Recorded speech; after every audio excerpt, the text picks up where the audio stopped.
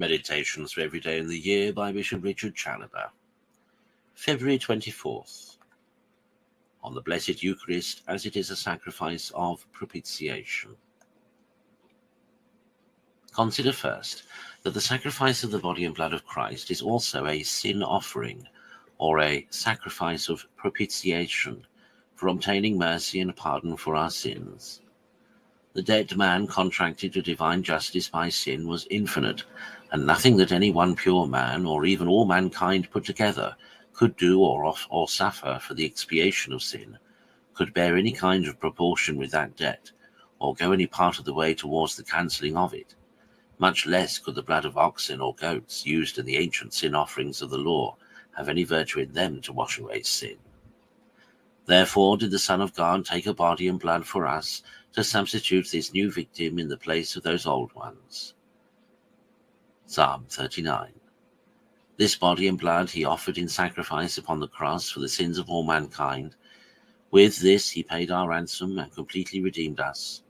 This same he has bequeathed to us in the sacrament and in the sacrifice of the Blessed Eucharist, in which as our priest and victim he daily appears before his Father on our behalf, and presents his passion and death to him to obtain the forgiveness of our sins.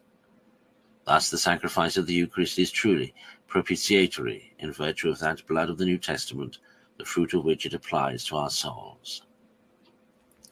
Consider secondly what an advantage it is to our souls to have here daily celebrated amongst us this propitiatory sacrifice, in which the Lamb that taketh away the sins of the world presents to his eternal Father upon our altars under the mystical veils that represent his death.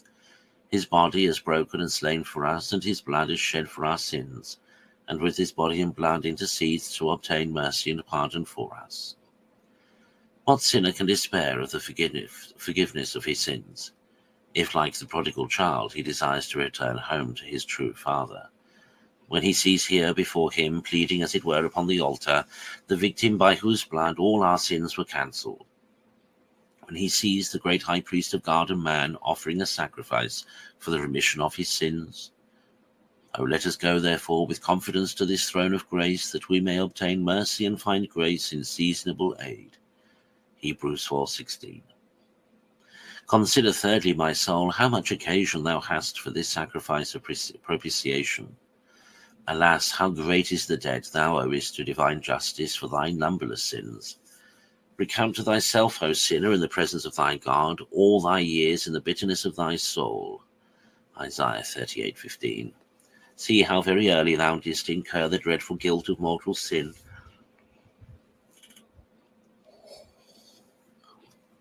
By turning away from God to follow vanity, and thereby breaking through thy baptismal engagements, profaning God's temple within thee, affronting the Spirit of God, and treading underfoot the blood of the Son of God. Reflect how much thy sins have been multiplied after so bad a beginning every day from that time to this very hour. Ah, what shalt thou offer to the Lord that is worthy? Wherewith shalt thou kneel before the high God?